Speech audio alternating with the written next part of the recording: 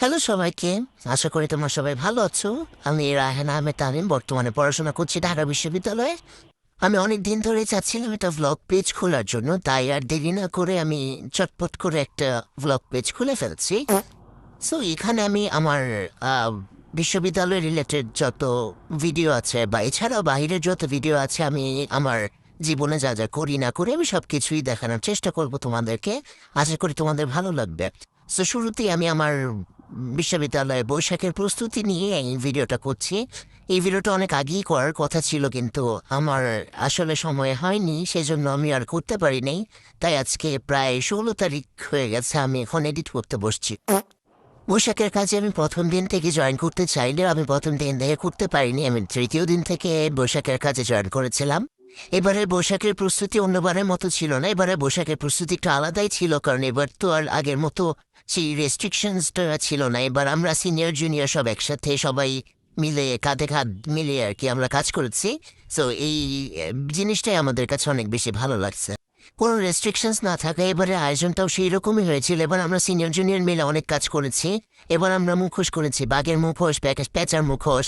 এছাড়াও রয়েছিল আমাদের ছোট ছোট পাখি, পেঁচা। এছাড়াও সরা ছিল, তারপরে পেইন্টিংস ছিল। এছাড়া আমাদের পটচিত্র ছিল, আমাদের ছোট ছোট সিরামিকের ভাস্কর্য ছিল। অনেক কিছু ছিল। এবার আসলে বৈশাখটা একদম আনন্দের সাথে আমরা কাটাতে পেরেছি। এবারে বৈশাখের প্রস্তুতিটাই আমাদের কাছে বৈশাখের দিনের চেয়েও বেশি আনন্দের ছিল।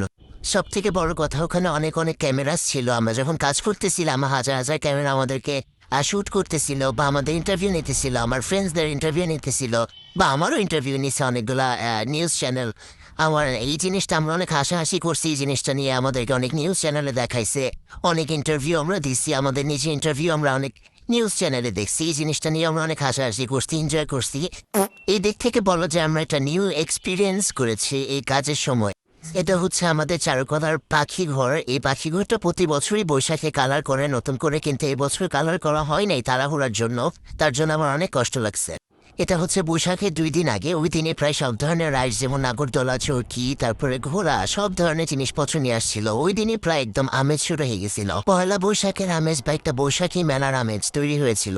এখানে আবার কিছু কাঠে তৈরি করা বা কাঠে খোদাই করা শিল্পকর্ম বিক্রি হচ্ছিল, বেশ চড়া দামে বিক্রি হচ্ছিল। কিন্তু এগুলো আসলে তৈরি করতে যেই পরিমাণ পরিশ্রম করতে হয়, সেই পরিশ্রমের কাছে এইটুকু টাকা আসলে ম্যাটারই করে না কোনো। এখানে আবার পেন্টিং হচ্ছিল, এই পেন্টিংগুলো বিক্রয়ের জন্যই ছিল। এখানে আসলে আমরা যারা বৈশাখের কাজ করি, আমরা সব ধরনের কাজই এগুলো বিক্রয়ের জন্যই করা হয়। সাধারণ মানুষ এসে যেন কিনতে পারে, বা বৈশাখের জন্য কিছু রেখে দিয়ে বাকিটা সাধারণ জনগণের জন্যই বিক্রয়ের জন্য রেখে দেওয়া হয়। এটা ছিল বৈশাখের আগের দিন। ওদিন আমরা, যেহেতু আমাদের শেষ কাজ ছিল, তাই সবাই মিলে আমরা বসে আড্ডা দিচ্ছিলাম আর প্ল্যান করছিলাম যে আগামীকাল বৈশাখে আমরা কি করব, বা বৈশাখে আমাদের প্ল্যান কি, সেই বিষয়টাই ডিসকাস করছিলাম আমরা সবাই মিলে। ওদিন যেহেতু শেষ কাজ ছিল, তাই আমি ভাবছিলাম একটু কলকা করবো। আমার সুন্দরী বান্ধবী, সেলিব্রিটি বান্ধবী তানভি আমাকে কলকা করে দিচ্ছিল। তুই যদি এই ভিডিওটা দেখোস, তোকে আবার আবার অনেক অনেক থ্যাংক ইউ বান্ধবী। তারপর আবার রাতে এসে আমি আবার কলকা করেছি। আমি ওদিন প্রায় 2বার কলকা করেছিলাম। নতুন নতুন কলকা করলে যা হয় আর কি।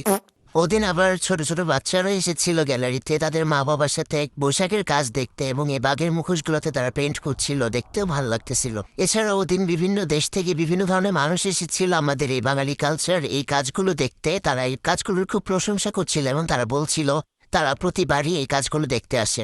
তারপর বাসায় যাওয়ার সময় আমাদের এই কাজগুলোকে ছড়িয়ে ছিটিয়ে থাকতে দেখলাম। জিনিসটা দেখে অনেক খারাপ লাগতেছিল যে আবার এই দিনগুলো কবে আসবে। অনেক দেরি, অনেক লেট, অনেক দিন অপেক্ষা করতে হবে। ভাল লাগে না। এরপর পরদিন ভোরবেলা উঠে মঙ্গল শোভাযাত্রায় জয়েন করলাম। এবার মঙ্গল শোভাযাত্রায় অনেক ভালো সিকিউরিটি ছিল, অনেক মানুষজনও ছিল, অনেক বাদ্যযন্ত্র প্লাস ক্যামেরা, অনেক কিছুই ছিল। আসলে মঙ্গল শোভাযাত্রা ছাড়া বৈশাখ কল্পনা করাই যায় না, তাই এটা আসলে মাস্ট একটা জিনিস। এবারে মোটিভ তো ছিল 5টা, আপনারা সবাই জানেন, আপনারা সবাই মঙ্গল শোভাযাত্রা এ পর্যন্ত দেখে ফেলছেন। তারপরও আবার দেখেন, আবার আমি আপনাদেরকে দেখাই।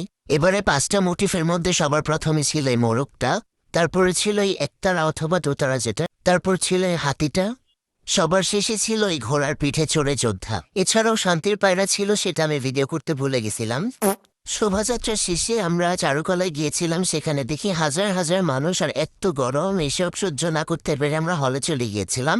তারপর শরীরে একটু শক্তি সঞ্চয় করে, একটু ড্রেস আপ করে আর গালে কলকা করে চলে গিয়েছিলাম ফ্রেন্ডদের সাথে দেখা করতে।